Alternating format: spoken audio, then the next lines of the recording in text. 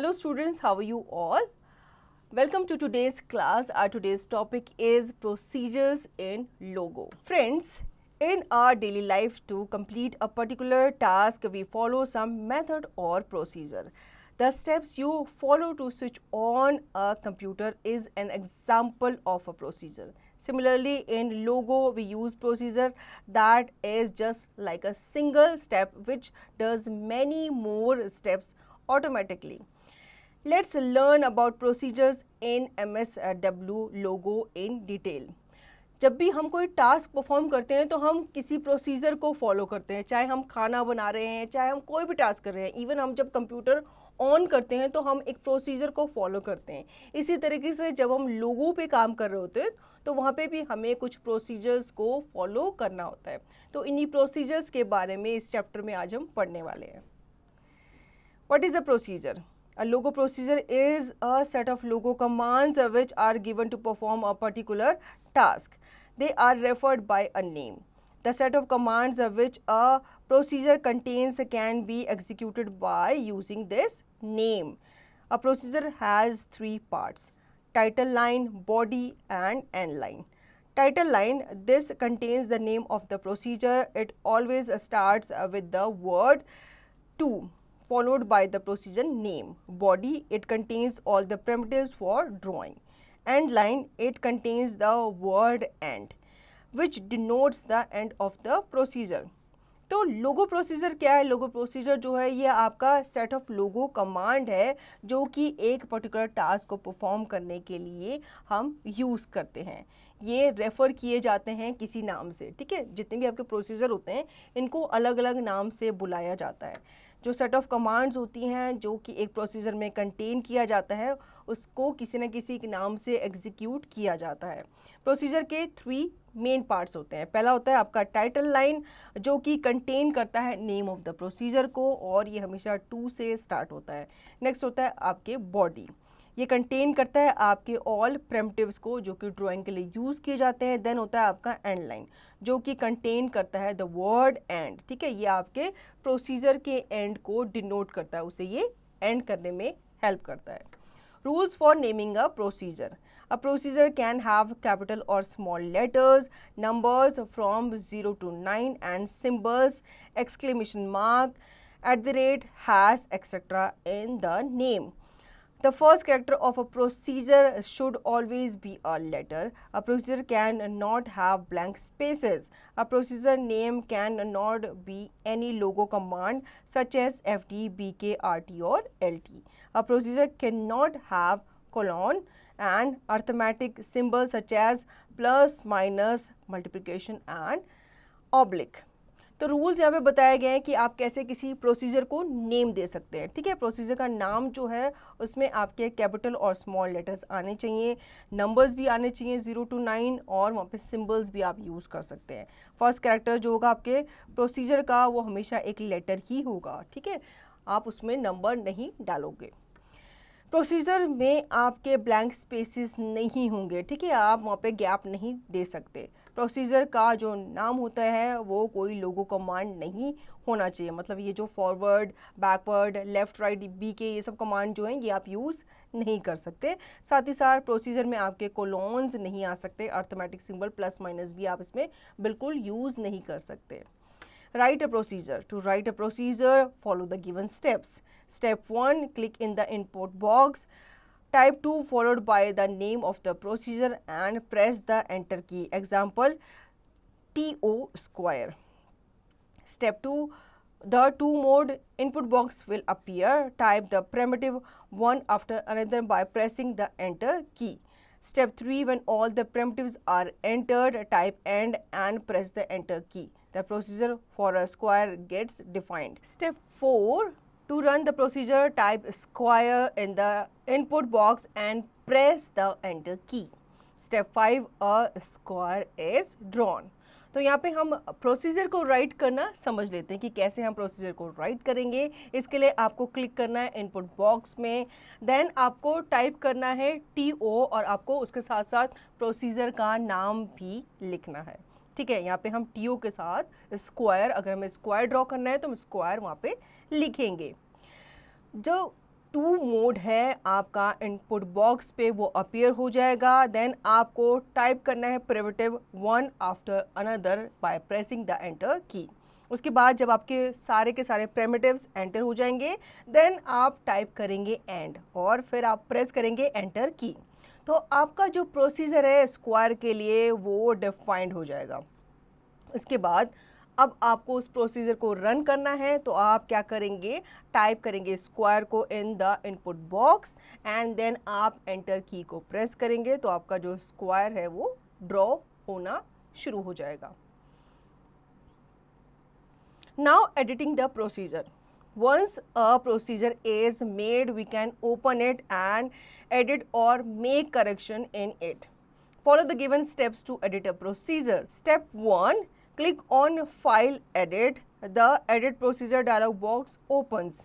Step 2. Select the required procedure from the list and click on the OK button. Step 3. The procedure will open in the editor window. Make the necessary changes in the procedure code. Click on the file, save and exit to save the changes and close the editor. अब यहाँ पे हम जान लेते हैं procedure को कैसे हम एडिट करते हैं। ठीक है, जब आपका प्रोसीजर बन जाता है तो आप उसको ओपन कर सकते हो और आप उसमें चेंजेस भी कर सकते हो, उसे आप एडिट भी कर सकते हो। ठीक है, ताकि उसमें जो करेक्शन वगैरह अगर आपको करनी है तो आप इजीली उसे कर सको। यहाँ पे सबसे पहले हम फाइल में जाएंगे, देन आप एडिट पे जाएंगे, उसके बाद एडिट प्रोसीजर का जो बॉक्स है वो आपके सामने ओपन हो जाएगा। यहाँ पे आपको रिक्वायर्ड प्रोसीजर को सिलेक्ट करना है उस लिस्ट में से, देन आप ओके बटन पे क्लिक करेंगे तो जो आपका प्रोसीजर है वो एडिटर विंडो में ओपन हो जाएगा। तो यहाँ पे आपको नेसेसरी चेंजेस को यहाँ पे परफॉर्म करना है एंड फिर आप क्लिक करेंगे फाइल पे, देन आप सेव पे और एग्जिट हो जाएंगे आप जो भी आप वहाँ पे चेंजेस कर रहे थे उस विंडो से। Remember we can also open editor window by using a doll button. अब इसको आप एग्जिट कर सकते हैं एडॉल बटन से भी। Saving a procedure, when we close the editor window, the procedure is temporarily saved in Logo. To save a procedure on the hard disk, follow the given steps.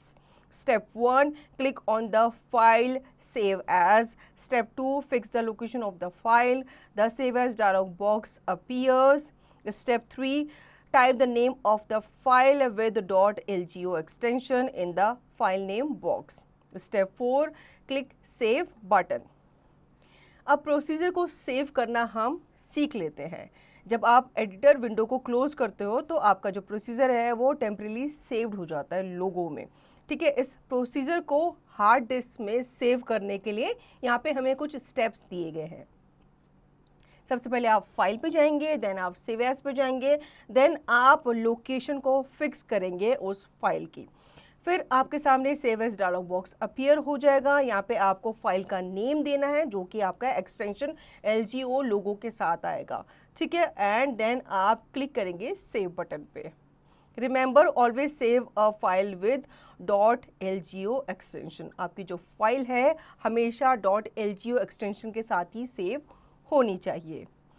Loading a procedure, to work on the already saved procedure after exiting MSW logo, we need to load it. To load a procedure, follow the steps given below. Step 1, click on the file menu and select load. An open dialog box appears. Step 2, locate the file and select. Step 3, click on open button. The procedure will get loaded into the computer's memory, or type load procedure name in the input box and press enter. Example, load square. अब आपको procedure को load करना है जो आपने save किया था, तो आप कैसे करेंगे? सिंपली आपको फाइल मेन्यू पे क्लिक करना है, देन आपको सेलेक्ट करना है लोड पे। आपके सामने ओपन डायलॉग बॉक्स ओपन हो जाएगा। देन आपको अपनी फाइल को लोकेट करना है, उसे सेलेक्ट करना है, देन आप ओपन बटन पे क्लिक करेंगे तो आपका जो प्रोसीजर है वो लोड हो जाएगा इनटू कंप्यूटर्स मेमोरी। या फिर आपको टाइप लोड करना है प्रोसीजर नेम पे इन द इनपुट बॉक्स। इसके बाद आप एंटर करेंगे इस तरीके से जैसे यहाँ पे आपको एग्जांपल में बताया गया है। Erasing a procedure, The erase command is used to remove a procedure from the computer's memory. The various steps to erase a procedure as are follow. Step 1, type erase procedure name in the input command box. Step 2, press enter key. Example, erase square. Logo will delete the square procedure. अब procedure को कैसे erase करना है उसके भी हमें कुछ steps यहाँ पे बताए गए हैं, ठीक है। इरेज कमांड जो होती है वो आपके प्रोसीजर को आपके कंप्यूटर की मेमोरी से परमानेंटली क्या कर देता है, इरेज कर देता है। तो यहाँ पे हमें कुछ स्टेप्स दिए गए हैं, आपको टाइप करना है इरेज प्रोसीजर नेम, ठीक है। उस प्रोसीजर का आपको नाम लिखना है, आपको कहाँ पे, इनपुट कमांड बॉक्स पे। देन आप एंटर की को प्रेस करेंगे। जैसे यहाँ पे आपको अगर स्क्वायर प्रोसीजर को आपको डिलीट करना है, इरेज करना है, तो आप इरेज लिखेंगे, इन्वर्टेड कॉमा में उसका नाम लिखेंगे, ठीक है। तो जो लोगो है वो आपके स्क्वायर प्रोसीजर को डिलीट कर देगा। Repeat primitive. The repeat primitive is used to repeat the same set of commands. Using repeat, we write primitive in one line instead of writing them in a number of lines for drawing any figure. Command repeat n square bracket primitives to be repeated, where n denotes the number of times you want to repeat the primitives enclosed in the square bracket. Example, to draw a square, you can give the following commands 4 times: FD 100 LT 90, FD 100 LT 90, FD 100 LT 90, FD 100 LT 90. But using the repeat primitive, these commands can be given in one line as shown below. Repeat 4 square bracket FD 100 LT 90. तो repeat primitives के बारे में जान लेते हैं। Repeat primitives जो होते हैं ये आपके कुछ सेम सेट ऑफ कमांड्स को रिपीट करने के लिए दिए जाते हैं, ठीक है। अब आप क्या करते हो, आपको बहुत सारे कमांड्स होते हैं वो आपको काफ़ी टाइम लिखने पड़ते हैं, 6 to 7 टाइम्स या 10 टाइम्स आपको लिखने पड़ते हैं। तो आपको उस रिपीटिशन से बचने के लिए आप सिंपली क्या कर सकते हो, रिपीट कमांड को अप्लाई कर सकते हो। तो यहाँ पे जो आपका रिपीट n है, तो n जो है ये आपका डिनोट करता है नंबर ऑफ टाइम्स को, कि कितने नंबर ऑफ टाइम्स आप उन इंस्ट्रक्शंस को, उन प्रिमिटिव्स को आप देना चाहते हैं, इनक्लोज करना चाहते हैं किसी भी ब्रैकेट के अंदर। तो यहाँ पे आपने देखा कि आपको अगर स्क्वायर बनाना है तो आपको 4 बार कमांड्स देनी पड़ेगी, ठीक है। अगर आप रिपीट प्रिमिटिव को यूज़ करते हैं तो आपको सिंपली क्या लिखना है, रिपीट 4। तो रिपीट 4 का मतलब होगा कि जो ब्रैकेट में जितने भी आपके कमांड है ये आपको 4 टाइम्स क्या करने हैं, रिपीट करने हैं। Using repeat to draw shapes. Observe some common shapes, their number of sides and how we can draw them using the repeat primitive. Shape, number of sides, repeat primitive, output. Triangle 3, repeat 3, FD 100, RT 120, 360 divide 3 equal to 120. Pentagon 5, repeat 5, FD 100, RT 72, 360 divided by 5 equal to 72. Hexagon 6, repeat 6, FD 100, RT 60, 360 divided by 6 equal to 60. तो यहाँ पे हमें कुछ shapes को draw करने के लिए कुछ रिपीट प्राइमिटिव्स बताए गए हैं। जैसे कि ट्रायंगल की साइड्स कितनी होती है, 3 होती है। तो हम यहाँ पे नंबर ऑफ साइड्स को देख करके उसको रिपीट के साथ लिखेंगे, ठीक है। जैसे रिपीट 3, उसके बाद हम कमांड्स लिखेंगे। इसी तरह से पेंटागन की 5 साइड्स होती है तो इसको रिपीट 5 के साथ लिखेंगे। हेक्सागन की 6 साइड्स होती है तो इसे रिपीट 6 के साथ लिखकर हम आगे की कमांड को देंगे। Drawing circle with repeat primitive. A full circle is drawn using 360 degree and a semicircle is drawn using 180 degree. Shape primitive, output. Circle, repeat 360, FD1, RT1. Semicircle, repeat 180, FD1, RT1. तो अब circle क्या होता है, उसकी कोई side नहीं होती, उसमें आपका एक सर्कल होता है। तो यहाँ पे हमें बताया गया है कि कैसे हम रिपीट प्राइमिटिव को यूज़ करेंगे सर्कल और सेमी सर्कल को ड्रॉ करने के लिए। तो 360 डिग्री का आपका फुल सर्कल होता है, उसका हाफ जो होता है वो आपका 180 डिग्री का होता है। तो यहाँ पे आप सर्कल, अगर आपको फुल सर्कल बनाना है तो रिपीट 360 आप कमांड देंगे आगे प्राइमिटिव्स के साथ। देन आप सेमी सर्कल ड्रॉ करेंगे रिपीट 180 के साथ। Repeat command using procedures. We can define procedure using repeat command. The steps are as follows. Step 1, type in the input box to start. 2 more box will appear. Step 2, in the 2 mode box, type commands with repeat. Repeat 5 FD120 RT144. Step 3, type end. Step 4, click on OK button. To run the procedure, type the name of the procedure, star and press enter key. तो repeat command को use करते हुए हम procedure को बनाएंगे, ठीक है। यहाँ पे आप डिफाइन कर सकते हैं किसी प्रोसीजर को रिपीट कमांड को यूज़ करते हुए। यहाँ पे कुछ स्टेप्स हमें दिए गए हैं। सबसे पहले आप टाइप करेंगे in the input box to start. एक 2 मोड वाला जो बॉक्स है वो आपके सामने अपीयर हो जाएगा। इस 2 मोड बॉक्स में आप अपने कमांड को टाइप करेंगे विद रिपीट, ठीक है, जैसे यहाँ पे आपको बताया गया है। देन आप टाइप करेंगे एंड, देन आप टाइप करेंगे okay button. Filling colours in a drawing. In logo, we can fill drawings with colors. To fill the drawing, the turtle should be inside the picture which is to be filled. The steps to do so are as follows. Step 1, click on set options in menu bar and select flood color option. The flood color dialog box appears. Step 2, select any color of your choice and click on OK. Step 3, now type these command in the input box. Repeat 4 FD90 RT90 RT60 PU FD20 PD. Fill the color will get filled in the square. अब आपने कोई भी shape draw कर दी है, आपको उसके अंदर colour fill करना है, तो इसके लिए भी आपको कुछ कमांड जो है वो देनी होगी।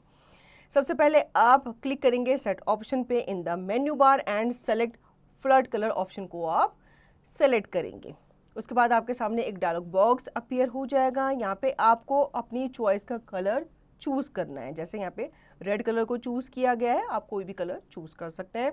उसके बाद आप टाइप करेंगे इन फॉलोइंग कमांड्स को इनपुट बॉक्स में, तो आप देखेंगे आपका जो कलर है वो आपके शेप के अंदर फिल हो जाएगा।